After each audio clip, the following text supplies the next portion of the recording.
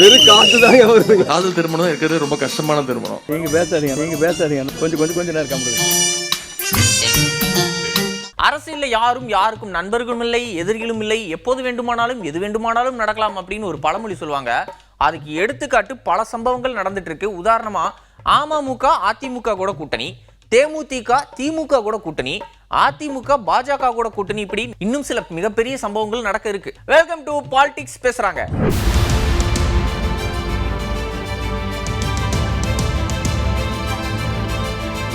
பாஜகவை விஜய் எதிர்த்து பேசலன்னு யாருங்க சொன்னது? முதல் மாநாட்டிலே கொள்கை எதிரி அப்படின்னு சொல்லியிருக்காரு.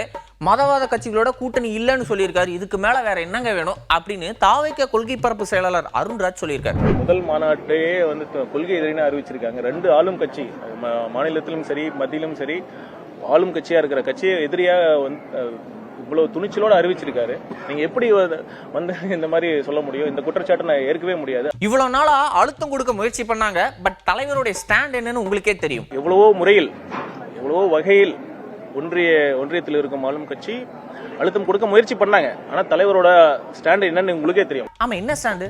பாஜக அப்பெல்லாம் அழுத்தம் கொடுக்கவே ஆரம்பிக்கலாம். ஆனா இப்பதான் கொஞ்சம் கொஞ்சமா இந்த சிபிஐ என்கொயரி, ஜனநாயகன் பட சென்சார் பிரச்சனை, இந்த மாதிரி கொஞ்சமா இவ்வளவு அழுத்தங்கள் கொடுத்திருக்காங்க. இருந்தாலும் எங்க தலைவர் மதவாத சக்திகள் கூட கூட்டணி இல்ல அப்படின்னு தெளிவா சொல்லியிருக்காரு. இதுக்கு மேல வேற என்னங்க வேணும்? இப்படி யாரால எதிர்க்க முடியும்? இந்த துணிச்சல் யாருக்கு வரும் அப்படிங்கிறாரு. அப்பெல்லாம் அழுத்தமே இதை கொடுக்க ஆரம்பிக்கல, இப்பதான் அழுத்தம் கொடுக்க ஆரம்பிச்சிருக்காங்க. சிபிஐ என்கொயரியும் சரி, படம் பிரச்சனை என்ன நடந்ததுன்னு உங்களுக்கே தெரியும். இவ்வளவு அழுத்தங்களுக்கு பிறகும் என்ன கூட்டணி குறித்து மதவாத சக்திகளோட கூட்டணி இல்லை என்று தெளிவாக சொல்லியிருக்கிறார். இதை இதற்கு மேல் என்ன சொல்ல வேண்டும்? இந்த தேர்தலுக்கு முன்னாடியாச்சு விஜய் செய்தியாளர்களை சந்திப்பாரா அப்படின்னு கேட்டிருக்காங்க. அதுக்கான பதில் இதோ. தேர்தலுக்கு முன்னாடி செய்தியாளர் சந்திப்பு எதிர்பார்க்கலாமா சாரோடது? நான் ஏற்கனவே சொன்ன மாதிரி உரிய நேரத்தில் கண்டிப்பா சந்திப்பேன். காதல் திருமணத்துல எவ்வளவு கஷ்டங்கள் இருக்கு அப்படின்னு எனக்கும் நல்லா தெரியும். ஏன்னா எனக்கும் காதல் திருமணம் தான் அப்படின்னு பல மணமக்களுக்கு கல்யாணம் நடத்தி வச்ச நிகழ்ச்சியில துணை முதலமைச்சர் உதயநிதி ஸ்டாலின் பேசியிருக்காரு. உங்களை நிறைய பேர் 90s கிட்ஸ் இருப்பீங்க, கீழே இல்ல மேடையில் இருப்பாங்க, நிச்சயம் நம்புறேன். அவர் உட்கார்ந்தோன்னு என்னுடைய பக்கத்துல இருக்க ரெண்டு தம்பதிகளுக்கு தாலி எடுத்து கொடுக்கும்போது கேட்டேன். முகத்துல கூடுதல் மகிழ்ச்சி இருந்தது. டவுட் வந்துச்சு. கேட்டேன், என்ன தம்பி காதல் திருமணமா இல்ல அரேஞ்ச்டு மேரேஜான்னு கேட்டோன்னே ஒரு பையன் சொன்னாப்புல, அண்ணா காதல் திருமணம் தான் அப்படின்னாப்புல. நல்ல அண்டர்ஸ்டாண்டிங்கா? எத்தனை வருஷம் லவ் அப்படின்னு கேட்டேன். 2.5 வருஷம் கஷ்டப்பட்டு இருக்கனே அப்படின்னு சொன்னபோல. அது ஒரு இன்னொரு தம்பதியும் கேட்டேன், என்னம்மா காதல் திருமணமா அரேஞ்ச் மேரேஜா என்ன அப்படின்னா, இல்லைன்னா காதல் திருமணம் இப்போ அரேஞ்ச் மேரேஜ் ஆயிடுச்சு அப்படின்னு சொன்னாங்க. ரொம்ப மகிழ்ச்சியா இருக்கு. எனக்கு தெரிஞ்சு இந்த மேடையில பாதிக்கு மேற்பட்டோர் காதல் திருமணமா தான் இருக்கும்னு நினைக்கிறேன். காதல் திருமணம் கை தூக்குங்க. கிட்டத்தட்ட 90% 100% இங்க காதல் திருமணம் தான். கூடுதல் மகிழ்ச்சியான எனக்கும் காதல் திருமணம் தான். காதல் திருமணம் இருக்கிறது ரொம்ப கஷ்டமான திருமணம். முதல்ல காதலன் காதலியவோ இல்ல காதலன்ட்டையோ காதலை சொல்லணும். அதுக்கு பெரிய தைரியம் வேணும். அதுக்கு நம்மளை தயார்படுத்திட்டு சொன்னோன்னே ஐ லவ் யூ டு நம்ம இவ்வளவு ஈஸியா சொல்லிடுறோம். அதுக்கப்புறம் ஒருத்தர் ஒத்துக்க வைக்கணும், இம்ப்ரெஸ் பண்ணணும், அவங்களுடைய மனசுக்கு பிடிச்ச மாதிரி நடந்துக்கணும், இல்ல நடந்துக்கிற மாதிரி நடிக்கணும். நான் உங்களுக்கு சொல்லல. இதுக்கு முன்னாடி இதே மாதிரி கட்சி நிர்வாகியோட வீட்டு கல்யாண நிகழ்ச்சியிலும் பேசியிருக்காரு. அங்கேயும் சேம் கான்செப்ட், இங்கேயும் சேம் கான்செப்ட், அதே தான் நடந்திருக்கு. இப்ப லாஸ்டா அட்வைஸே பண்ண மாட்டேன் அப்படின்னு சொல்லி லைட்டா இன்டைரக்டா எப்படி பாலிடிக்ஸ் பேசியிருக்காருன்னு பாருங்க. இது வாழ்க்கைக்கும் எடுத்துக்கோங்க, அரசியலுக்கும் எடுத்துக்கோங்க அப்படின்னு சொல்றாரு. ஒருத்தர் புரிஞ்சுக்கிட்டு, ஒருத்தருக்கு ஒருத்தர் விட்டு கொடுத்து, எதுக்கு விட்டு கொடுக்கணுமோ அதுக்கு மட்டும் விட்டு கொடுத்து, எதுக்கு உரிமைகளை விட்டு கொடுக்க கூடாதோ அதற்கு தைரியமா சண்டை போட்டு அந்த உரிமையை விட்டு கொடுக்காம தன்மானத்தோடு சுயமரியாதையோடு ஒவ்வொருத்தரும் நீங்க உங்களுடைய வாழ்க்கையை அமைச்சு கொள்ள வேண்டும். வந்திருக்கக்கூடிய உங்க அத்தனை பேருக்கும் ஒரே ஒரு வேண்டுகோள் தான். நம்முடைய முதலமைச்சர் அவர்கள், கழக தலைவர் அவர்கள் ஒரே ஒரு வேண்டுகோள் தான் வைப்பாங்க. எந்த திருமண நிகழ்ச்சியில் கலந்து கொண்டாலும் நானும் அதே வேண்டுகோள் தான். உங்களுக்கு பிறக்கக்கூடிய குழந்தை ஆண் குழந்தையாக இருந்தாலும் சரி, பெண் குழந்தையாக இருந்தாலும் சரி, அதற்கு அழகான ஒரு தமிழ் பெயரை நீங்கள் சூட்ட வேண்டும். அரசியல்ல எப்ப எது வேணாலும் நடக்கலாம் அப்படின்னு அடிக்கடி ஓ பன்னீர்செல்வம் சொல்வார். அதுக்கு எடுத்துக்காட்டா இன்னைக்கு சட்டமன்றத்துல முதலமைச்சர் மு க ஸ்டாலினை சந்திச்சிருக்காரு OPS. ஏற்கனவே தனிச்சு விடப்பட்டார் அப்படின்னு பேசப்பட்டுச்சு. இந்த நிலையில அவருடைய அடுத்த அரசியல் நகர்வு எப்படி இருக்கும் அப்படின்னு எதிர்பார்ப்பு இருந்துச்சு. இந்த நிலையில தான் இந்த சந்திப்பு ரொம்பவே கவனிக்க வேண்டிய விஷயமா இருக்கு. எதுக்காக அந்த சந்திப்பு நடந்துச்சு அப்படின்னு அவரே விளக்கம் கொடுத்திருக்காரு பாருங்க. 5 ஆண்டு கால திராவிட முன்னேற்ற கழகத்தினுடைய ஆட்சி இன்றைக்கு சிறப்பாக நிறைவு பெற்றதன் காரணமாக மாண்புமிகு முதலமைச்சர் அவர்களுக்கு சந்தித்து அவருக்கு என்னுடைய வாழ்த்துக்களை தெரிவித்து வந்திருக்கிறேன். தமிழக வெற்றி கழகத்துடைய எலெக்ஷன் கேம்பெயினை முதல் தடவையா கோபிச்செட்டிப்பாளையத்துல செங்கோட்டையும் தொடங்கி வச்சிருக்காரு. மக்கள் எல்லாருக்கும் நோட்டீஸ், அதுக்கப்புறம் விசில் கொடுத்து ஓட்டு கேட்க ஆரம்பிச்சிருக்காங்க. விசில் சத்தம் காது கிளினும் அப்படி ஊதுங்கா.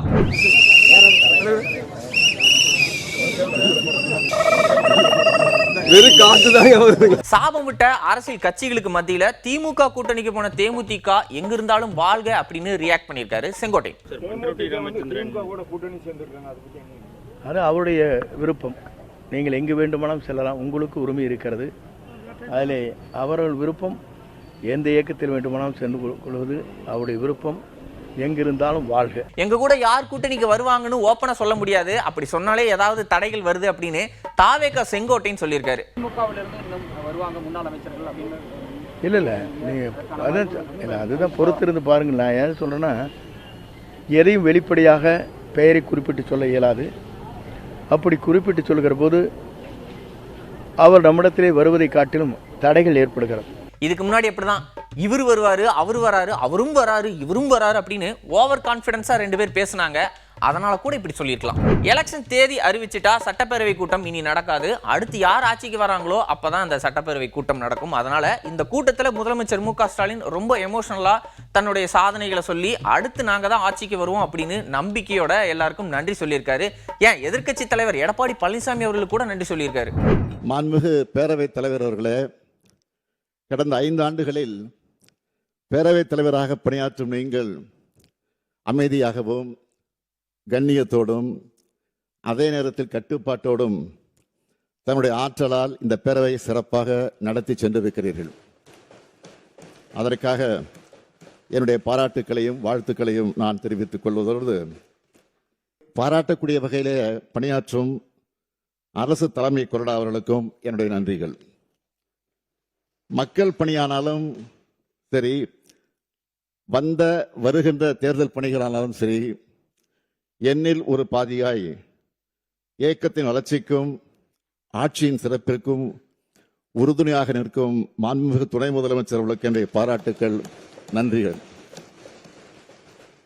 முக்கியமாக பல்வேறு திட்டங்களை நாங்கள் உருவாக்கினாலும் அவை சிந்தாமல் சிதறாமல் மக்களிடம் சென்றடைவதற்கு முழு ஒத்துழைப்பு நல்கிய அனைத்து மாண்புமிகு அமைச்சர் பெருமக்களுக்கும் என்னுடைய நன்றிகளை தெரிவித்துக் கொள்கிறேன்.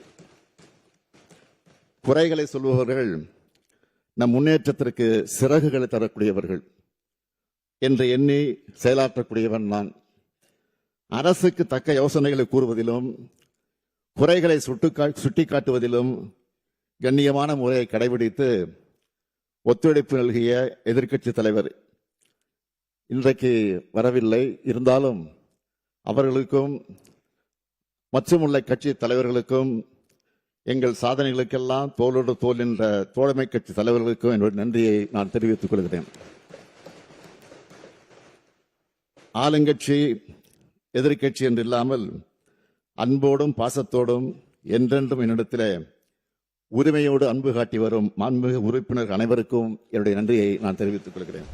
ஆக்சுவலா இன்னைக்கு திமுக கவர்மெண்ட்டுக்கு ஃபேர்வெல் டே. ஏன்னா அடுத்து திருப்பி எப்ப ஆட்சிக்கு வராங்களோ அப்பதான் அவங்க திருப்பி சட்டமன்றத்துக்குள்ள ஆட்சியாளர்களா வர முடியும். இல்லைன்னா எதிர்க்கட்சியா இல்ல எம்எல்ஏவா ஏதோ ஒன்று வருவாங்க. இந்த நேரத்துல எதிர்க்கட்சிகள், அதாவது என்டிஏ கூட்டணி கட்சிகள் எம்எல்ஏக்கள் இந்த கூட்டத்தை புறக்கணிச்சிருக்காங்க. ஆனா ஆப்போசிட்ல பாத்தீங்கன்னா அதிமுக எம்எல்ஏவும் பாட்டாளி மக்கள் கட்சி எம்எல்ஏவும் இருக்காங்க. எப்படி சாத்தியம் இல்லையே அப்படின்னு யோசிக்க தோணும். பட் என்னன்னா, ஒரு சைடு ஓபிஎஸ் ஆதரவு எம்எல்ஏக்கள் அந்த பக்கம், இந்த பக்கம் பாத்தீங்கன்னா பாமக நிறுவனர் ராமதாஸ் தரப்பு எம்எல்ஏக்கள். அதனால உங்க உள்ள இருக்காங்க. காலையில தான் ஓபிஎஸும் முதலமைச்சர் மு க ஸ்டாலினும் சந்திச்சு பேசிக்கிட்டாங்க அப்படிங்கிற ஒரு தகவல் வெளியாச்சு. அதுக்கப்புறம் எம்எல்ஏ, அதாவது ஓபிஎஸ் ஆதரவு எம்எல்ஏ அதிமுக எம்எல்ஏ இருக்காருல்ல ஐயப்பன், அவருடைய பேச்சுல ஒரு டிஃபரன்ஸ் தெரிஞ்சு. திமுக எம்எல்ஏக்கள் அதே மாதிரி அமைச்சர்கள் எப்படி சிரிக்க வச்சிருக்காருன்னு பாருங்க. இவ்வளவு ஏன் முதல்வரே வெக்கப்பட்டு சிரிச்சிருக்காருன்னா பாத்துக்கோங்க. வருகின்ற தேர்தலில் மீண்டும் வெற்றி பெற்று தமிழகத்தின் முதல்வராக நமது மாண்புமிகு தலைவர் மு.க. ஸ்டாலின் அவர்கள் வர வேண்டும் என்று புரட்சி தலைவர் எம்ஜிஆர் ஆசியோடும் புரட்சி தலைவி அம்மா ஆசியோடும் மீண்டும் மீண்டும் வர வேண்டும் என்று இந்த நேரத்தில் நான் அவர்களை வாழ்த்தி எங்கள் அண்ணன் OPS அவர்களின் வாழ்த்துக்களோடு நான் நன்றி கூறி எனது தொகுதி மக்களுக்கு நன்றி கூறி விடைபெறுகிறேன். நன்றி, வணக்கம். இதுல இருந்து என்ன தெரியுது? அதே தான் நடக்க போகுதுன்னு தெரியுது. ஒரு ஆபீஸ் இருக்கு, அங்க திறமையான எம்ப்ளாயிஸ் இருக்காங்க. ஆனா அவங்களுடைய டேலண்ட் எல்லாம் டீம் லீடருக்கோ மேனேஜ்மெண்ட்டுக்கோ தெரியறது இல்ல. என்ன காரணம் அப்படின்னு பார்த்தா கம்யூனிகேஷன் கேப். ஆனா ஆபீஸ்ல ஏதாவது ஒரு ஈவெண்ட் நடந்தா கரெக்டா எல்லாரும் வந்து அட்டென்ட் பண்ணிடுறாங்க. நீங்க இப்படி எம்ப்ளாயிஸ் கூட டச் இல்லாம இருந்தா இடையில இருக்கிறவங்க சொல்றதை தான் நம்புவீங்க. அப்போ என்ன ஆகும்? வேலை செய்யறவங்களுக்கு வந்து இன்ட்ரெஸ்ட் இல்லாம அவங்க வந்து போயிடுவாங்க. நம்ம கம்பெனி டவுன் ஆயிரும். இப்படி அதிமுக முன்னாள் அமைச்சர் CV சண்முகம் இருக்காரோ, அவர் என்ன பண்ணியிருக்காருன்னா சேம் கான்செப்டை மோட்டிவேஷனல் ஸ்பீச்சா அரசியல் கட்சி நிர்வாகிகள் கொடுத்தா எப்படி இருக்கும்? இப்படிதான் இருக்கும். தயவு செய்து முதலிலே நீங்கள் நிர்வாகிகள் உங்களோடு முதல்ல கலந்து பேசுங்க, பழக்கத்தை ஏற்படுத்திக் கொள்ளுங்க. இப்ப யாராவது ஒரு ஒன்றி சிலர் எனக்கு தெரியுதா? நாங்கெல்லாம் இருக்கும்போது அப்பெல்லாம் என்ன பண்ணுவோம்? அப்ப நீ SS பண்ணி மாவட்ட சிலரா அவர் இன்னைக்கு வாரத்தில் ஒரு நாள் 10 நாளைக்கு வந்தாருன்னா ஒன்றும் வேலை இருக்காது. வெட்டியா 4 பேர் திண்டிவனத்தில் கூட்டின்னு வந்து அவர் வீட்டில் காத்தும் கிடப்போம். சிகரெட் வச்சுன்னு தண்ணி டீ குடிச்சுன்னு 10 டீயை குடிச்சிட்டு அவர் பார்க்குறாரோ பார்க்கலையோ ஒரு வேலை சாப்பாடு சாப்பிட்டு நாங்கள் போயிடுவோம். எல்லாரும் வருவோம், எல்லாரும் பார்ப்பாங்க, மாவட்ட சிலரை பார்ப்பாங்க, ஒன்றி சிலரை பார்ப்பாங்க, நேரம் கிடைக்கும் போதெல்லாம் போவாங்க. சும்மா விழுப்புரம் வந்தால் போய் பார்ப்பாங்க, இல்லை இதுக்காக வந்து பார்ப்பாங்க. இதுதான் கடந்த கால வளரு. இப்போ இது நம்ம அதிமுகன்னு இல்லை, எல்லா கட்சியிலும் இப்படி ஆகிப்போச்சு. தொடர்பு இல்லை. நிர்வாகிகளுக்கும் கீழ்மட்டத்தில் இருக்கிறோம் மேல்மட்டத்திற்கும் ஒரு தொடர்பை நேரடியாக நீங்க ஏற்படுத்திக்கிங்க. அப்பதான் தெரியும், ஓ செஞ்சில இவர் இருக்கிறார் நல்லா பண்றாரு, மரக்காணத்துல இவர் இருக்கிறார் நல்லா செய்கிறாரு. நாளைக்கு அங்க யாராவது ஒரு ஒன்றி சிலரை மாத்துறோம், இல்ல கழகத்துல ஒரு முக்கியமான பொறுப்பு போடுறோம். நாங்க என்ன பண்ணுவோம்? ஒன்றி சிலரை மாத்துறதுனா எனக்கே நேரடியாக தெரிஞ்சா இல்ல அவன் நல்லா செயல்படுறாப்புல அவனும் போடுவோம். இல்ல வேற யாரா போனா பக்கத்துல ஒன்றியத்துல கேட்போம் யாரை போட்டா நல்லா இருக்கும். அப்ப நீங்க யாரா நல்லா செயல்பட்டு தான் அவங்க சொல்லுவாங்க, அந்த ஊர்ல அந்த பையன் நல்லா வேகமா செயல்படுறாரு. இது நடக்குங்க. ஏதோ இன்னைக்கு நாளைக்கு நடக்கும், நாளைக்கு நடக்கும். ஏன்னா மாற்றம் என்பது மாறிக்கொண்டே இருக்கும். மாறாதது மாற்றம் ஒன்றுதான். இப்ப நான் மட்டும் அப்படியே இருந்துருவேனா? நான் ஒரு நாளைக்கு போய் தான் ஆகணும். அப்புறம் இந்த இடத்துக்கு ஒருத்தர் வந்து தான் ஆகணும். மாவட்டத்தில் இப்ப உட்கார்ந்துக்கிற பசுபதி அப்படியே நகரத்தில் இருப்பாரு. அப்புறம் அவர் மேல போவானாமா? அவர் மேல போனா அந்த இடம் காலி ஆகாதா? அப்ப அந்த இடத்துக்கு ஒருத்தர் வரணும்ல. அப்ப அந்த தகுதியை நீங்க வளர்த்துக்கணும். அந்த இடத்துக்கு நீங்க கனவு காணுங்க, லட்சியம். அதிமுக யார் வேண்டுமானாலும் எந்த பொறுப்பு வேண்டுமானாலும் கனவு காணலாம், நடக்கும். ஏன் எடப்பாடியார் வந்து தமிழ்நாட்டுடைய பொதுச் செயலாளர் அதிமுக பொதுச் செயலாளர் அவர் நினைச்சாரா? இந்தியாவில் எந்த கட்சியிலாவது சாதாரண ஒரு தொண்டன் அந்த கட்சியினுடைய பொதுச் செயலாளர் ஆன சரித்திரம் இருக்கிறதா? சொல்லு பாப்பா. அவரு இல்ல அவர் புள்ள, அவர் பொருளா இல்ல பொண்ணு, இதான் நடக்குது. இந்த இப்ப மகாராஷ்டிரால துணை முதல்வர் செத்தாங்க, செத்து அஸ்தி கூட கரைக்கல, அதுக்குள்ள அவர் பொண்டாட்டி துணை முதலமைச்சர் உட்கார வச்சிட்டாங்க. இதுதான் எல்லா கட்சியிலும். ஆனா அதிமுக மட்டும்தான் நீ கூட நாளைக்கு பொதுச் செயலாளருக்கு ஆசைப்படலாம், மாவட்ட செயலாளருக்கு ஆசைப்படலாம், ஒன்றிய செயலாளருக்கு ஆசைப்படலாம், MLAக்கு ஆசைப்படலாம். ஆனா உழைக்கணும். நான் ஆசைப்பட்டேன், எனக்கு நடக்கும். என் ஜோசியர் சொல்லிட்டாரு, எனக்கு 35 வயசுல நான் வந்து MLA ஆயிடுவேன்ட்டு. வீட்டுல கால் ஆட்டின்னு இருந்தா கால் தான் ஆட்டின்னு இருக்கணும். உழைக்கணும். உன் நேரமும் நல்லா இருக்கணும். உழைக்கணும். நேரங்காலம் அமைஞ்சா உன் உழைப்புக்கு உரிய அங்கீகாரத்தை கொடுக்கிற இயக்கம் அனைத்து இந்திய அண்ணா திராவிட முன்னேற்ற கழகம். வேற எந்த கட்சியிலும் நடக்காது. ஆக நம்பிக்கையா இருங்க, உற்சாகமா இருங்க, தைரியமா இருங்க. நம்ம ஆட்சி அம்மா ஆட்சி, எடப்பாடியார் தான் முதலமைச்சர். இன்னைக்கு மாதிரியே நாளைக்கும் யாரெல்லாம் அரசியல் பேசியிருக்காங்க, அதாவது பாலிடிக்ஸ் பேசியிருக்காங்க அப்படிங்கிறத அடுத்த எபிசோட்ல பார்க்கலாம். அதுவரை நன்றி, வணக்கம்.